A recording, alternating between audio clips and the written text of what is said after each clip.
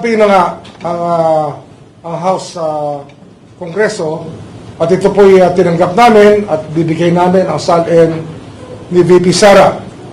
Kami po ay may subpoena rin na binibigay sa House tungkol po sa SALN ba yan? Yes, sir. SALN ng isa sa mga empleyado ng Congress, ngunit ayaw po tanggapin ng Congress ang subpoena na aming ipinapadala, ayaw tanggapin ng security. At ito, public notice lang po. Susunod na gawin pa sa amin to ng Kongreso, I will cite the Secretary General in contempt. At hindi ko may papayag na baliwalain nila ang Office of the Ombudsman.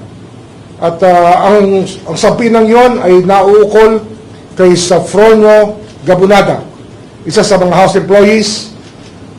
Ang rango niya yata ay Deputy Secretary General. At ito po ay tungkol sa mga plunder cases din na aming hinahanda sa mga congressman na kinauukulan. Flood control related. Flood control related.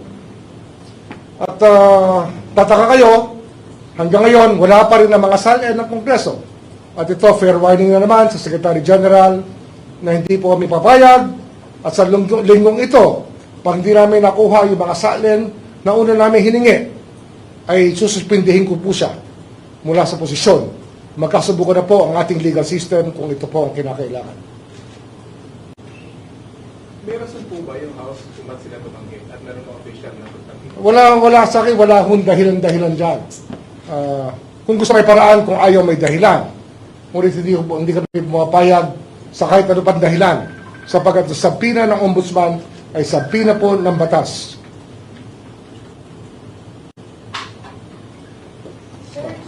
Etong subpoena po for Sofronio ay para ibigay po ni Mr. Sofronio Gabunada sa inyo yung mga SALN ng isang congressman lang po or multiple individuals?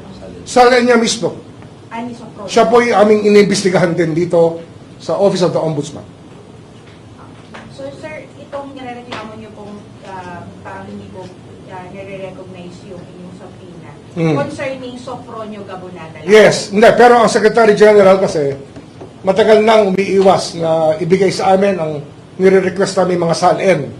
At ito po ay magkakaroon tayo ng medyo problema sapagkat ito po ay tungkulin nila sumunod sa kautusan ng Ombudsman. Tungkulin po nila yan. Kaya ngayon, ang sasabihin ko na sa publiko, lahat po ng congressman, hinihingi po namin ang SALN ng 10 taon at kung gaano katagal man sila sa Kongreso. At lahat po ng Secretary General at nakaraan mula sa 10 taon na hanggang sa mga Deputy Secretary Generals, hinihingi rin po namin ang kanilang mga SALN. Bibigyan pa namin subpoena sila bukas at sana wag silang magkakamaling huminti sapagkat hindi po kami papayag na hindi sila mag-comply sa aming kautusan. Ombudsman, meron na po ba kayong initial communication kay Speaker D about this po? Meron na ho. At nag-usap pa kami ng Secretary General ng 1 linggo, 2 linggo na nakararaan. Kaya kami nagtataka kung bakit hindi sila nagko-comply sa aming pinag-usapan.